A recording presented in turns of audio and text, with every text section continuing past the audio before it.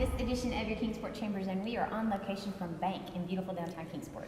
Well, the One Kingsport effort continues with tremendous excitement and momentum, and now it's reached even greater heights as some of the plans of what Kingsport might look like, both in the near and distant future, have been unveiled. Here now with the latest news and developments on One Kingsport, and to tell us all about this very important endeavor are two of our city's great leaders. We have... He's already laughing. I know, already won. Haven't even introduced him yet. So wow, thank you so very much. The one and only Mayor John Clark. And with my sidekick, Heather Cook. His sidekick, you know. Yeah. Heather Cook, the Director of Marketing for the City of Kingsport, the one who gets to promote all this great news. She's doing a wonderful job, yes. Best hire you'll ever make. There's no doubt about it. Yeah. And that was in the script she sent to me. Yeah. So. Well said, well said. Yeah. Well, Mayor, before we talk about all these wonderful ideas, and there are a lot of them, let's take a step back and just give us a quick recap about the One Kingsport idea and how it all got started. Okay, well, really what we wanted to do was accomplish three goals with the One Kingsport concept. The first one was it's our responsibility, one of our 5 responsibilities on the BMA is the future direction of our city. So we wanted to address that as a BMA member. Second, it has to do with solving a problem. We really wanted to improve how we retain and attract residents, businesses, developers, and visitors. Those are the 4 key elements of any city, and we want more of them. And the third one has to do with achieving our vision. We felt we needed to improve to achieve our vision, which is to be the premier city in Northeast Tennessee, to live, work, raise a family, and for businesses to grow and prosper. So that was a fundamental backing of the One Kingsport Summit. And as an alderman for 3 years, I've noticed that we do a lot of really good things here in our city. One area, though, that I felt we needed to improve on was the future direction aspect of our responsibility on the board. So that's what drove that. And then after the election, I met with Jeff Fleming, our city manager, for a few weeks there. And so I challenged him. I said, look, I really want to bring everybody together for a common purpose, which is to improve our city, achieve our vision, and for the common good of everyone. So what is one phrase that might be able to capture that thought and that feeling? And he looked at me and he said, One Kingsport. And I immediately, gravitated to it, and I said, that's it, that's the one. So that's how we started. That's the reasoning behind it. And so that's what we decided to do. 5 months ago, we came together and we accomplished step 1, which was to come up with, first of all, recognize the challenges that we have and also the huge opportunities that we have to improve our city. Well, and you identify through that summit 7 huge opportunities to improve the summit. And so this is a great way that you've been able to keep the momentum going, the excitement going about One Kingsport. So we're going to walk through each of those 7 topics and ideas, and let's just help our viewers get a better understanding. Yeah, let me just say that the overall goal for our city to achieve our vision is to become more of a destination city across many fronts in Kingsport. And we're starting out with a great basis, foundation, because we have several what we call destination city assets right now that really make Kingsport unique, a place that you want to go to live, work, or visit. And so the summit, the purpose of the summit is to add to that portfolio. So the 7 areas are focus areas that we felt we needed to improve on in order to make our city even more marketable, more attractive, and more appealing to achieve our vision. All right, so we'll start with arts and entertainment. Arts and entertainment is first of all, arts, I think, is very important for any city. It provides a city with education, with culture, and class. And I think every city needs as much of those 3 attributes as possible, including our city as well. And Bob and I apologize for bringing down the class. But just Bob. It's mainly me, yes. We know who she was talking about. But they came up with some fabulous ideas, and what I'm going to do is just kind of highlight the key ones. Yeah. First is makerspace, which is more of a gathering spot where people create, invent ideas, very creative, and learn. I think that's going to be very additive. Second is part of beautification. One of the things we want to do across the board is beautify our city. And the arts and entertainment team came up with maybe having arts murals on our buildings downtown, which I think will be unique. And also just some performance venues, both small, like the State Theater, but also a large outdoor venue for festivals and things like that I think would be extremely unique. And Mayor, in the last 2 decades, Kingsport has built the Meadowview Marriott Conference Resort Convention Center, the Kingsport Academic Village and its 5 buildings, Right. and just a few years ago, the Kingsport Aquatic Center. All huge projects that have paid huge dividends, had a major return on investment for the city. So Exactly. in terms of big ideas and big projects, what's next for major city investments for Okay, Kingsport? well, the first and foremost is the beautification issue. That falls into the investment category. We need to really invest in beautifying our city across the board, and that includes the major gateways that come and go to our downtown. Second, regarding the riverfront development, what's unique about Kingsport is we have a mountain, we have a river, and it's all in very close proximity to our fabulous downtown. So how do we tie those together? It's through the riverfront development. So that's another big one. Also, we felt that there's a need for more sports activities in our city. The opportunity to maybe create a stadium for baseball here in the downtown would be very attractive. And also lastly, Bays Mountain.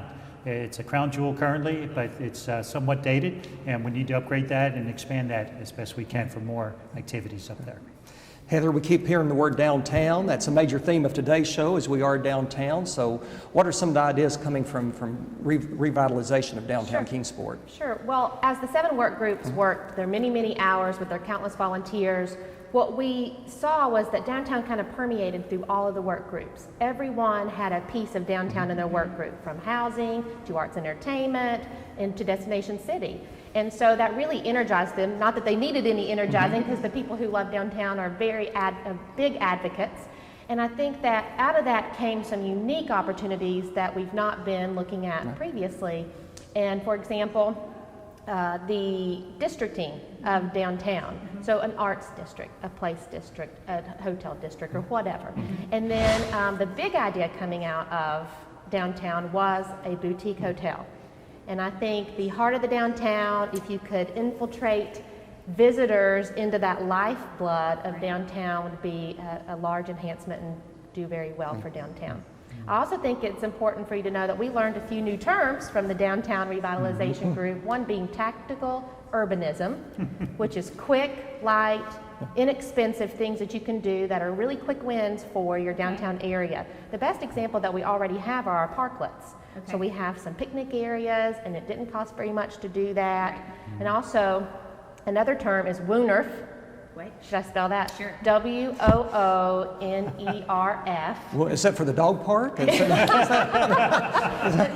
but it's basically a living street, and it's very pedestrian friendly, bicycle friendly, and it is where people just hang out to be. It's a gathering place, and they have a couple of, the work group worked on a couple of options of where that would be really attractive for our downtown. So a lot of energy, a lot of neat things, all the way from simple quick wins to something like a large attraction like a hotel.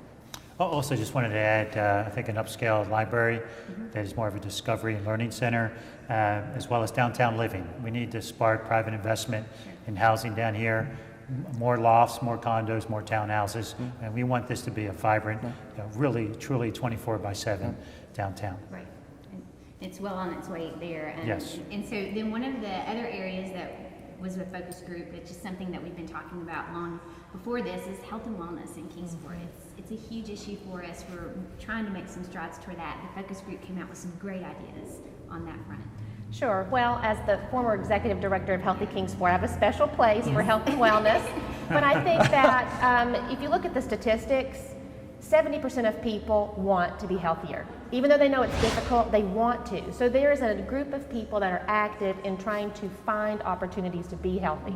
So as a city, we need to do a better job at making our city walkable, more green space, and more healthy friendly to our citizens and visitors. I think some of the ideas, basically Bays Mountain, it's here, it's beautiful, and let's enhance it to the best of our ability so that we can probably double, triple, or quadruple the attendance of our beautiful mountain each year. And also, just if you think about it from a workplace standpoint, the employer wants to hire healthy people because they get more productivity out of them, less absenteeism, and they don't cost as much to hire them. And if you think about an unhealthy workforce, just for example, about $6,000 more per year it costs an employer to hire someone with diabetes and or smoking. So if you start adding up, and 50% of our people are smoking, then that's some incredible costs. And so from a developer standpoint or recruiting businesses to the area, health and wellness is more than just the individual Sure. feeling healthy. Sure. It's the whole community. Absolutely. So in some of the focus groups, again, sort of harken back to some of the ideas that Kingsport had the last time it did a strategic plan similar to this, which was 99. Higher education is a huge, Yes. huge Yes. part of that strategic plan. And of course, no surprise that it reappears here in the focus groups as well. Well, what we're trying to do is extend where we left off with higher ed, and so there's an opportunity to innovate even more. So you're right, over the last 15 years, we've done a lot with the Higher Ed Center, the Academic Village, and now what we want to do is change the concept a little bit. Instead of going from kindergarten to 12th grade, we want to extend that concept to kindergarten through to a job in Kingsport. So we want to tie the pieces of the puzzle that we have in tighter partnership. So between our high schools, in particular with the sciences and math technology centers, both in the high school in the city as well as in the county facilities as well, to tie them closer to the academic village, who in turn then provide workforce development for our key industries in town, our 5 manufacturing sites, and our healthcare system. So that way we can get the kids who want to pursue employment in Kingsport. They have a great opportunity to get the right skill set, the right education, regardless if it's a 2-year degree, 4-year degree, or even just a certification in some sort of VOTEC type of assignment. The opportunities are here in Kingsport, and the employment is here as well. Housing was also a major area of focus, so tell us what's on the forefront for housing in Kingsport. Housing for me really boils down into 3 major areas. The first area has to do with more high-end and affordable apartments. The market has shifted. People are not necessarily buying homes all the time as much at the rate they did in the past and lock in the 30-year mortgages, so they're renting.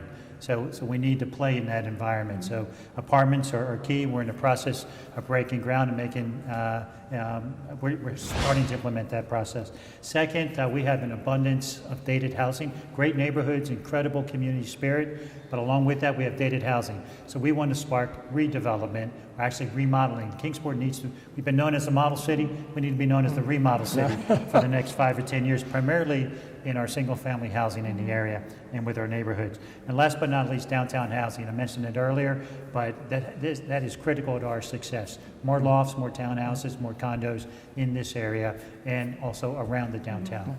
So those are the 3. And then, as you've mentioned, of course, the idea is that somebody comes here and they're able to get an education all the way through finding a job. So, of course, one of the focus groups was job creation and entrepreneurship as well. So what came out of that one? Yes. And so the first 6 that we talked about had to do with improving the quality of life. Now we're focusing on job creation and entrepreneur, primarily for small businesses. We want to be the small business startup capital in the Southeast. And there's no reason why we can't do that. We just mentioned, the educational piece that we, from K through J type of concept. But also to do that, this group came up with 2 or 3 major ideas. First is to create a world-class center for product development in specified fields where we have some good intellectual capital that we can support that. So we're very excited about that. And also so that's to help create ideas, entrepreneurship. Once a business has started, and for a existing small business base that we have here, we have a Center for Business Excellence, where these businesses can go for information to learn how to grow their businesses as well. So established businesses, we want them to grow and prosper, and as a result of that, they'll be able to hire more people and so forth. So those are the 2, I think. And then just tighter partnerships with our technology, with our high school, academic village, and also our industry and our healthcare systems as well. There's opportunity for job growth there. So a lot of wonderful ideas come out of 7 focus groups. How are we going to figure out which ones we're really going to hammer down on, and what's going to be the way that we pay for all of this to happen? Yeah, good question. That's the $1 million question. So what we started is we embarked on a 5-step process. Step 1 was coming together as a community. We did that 5 months ago in the One Kingsport Summit. Step 2 was to hear all the great recommendations that the work groups focused on for the last 5 months. Did an amazing job, incredible community spirit on that. So now we're in step 3. Step 3 is we take all these great big ideas and recommendations, we assess and evaluate them based on positive impact to the community, cost, and funding. And once we figure those out, then we're going to insert them into a 5-year plan. And then that's step 4, and step 5 is to implement.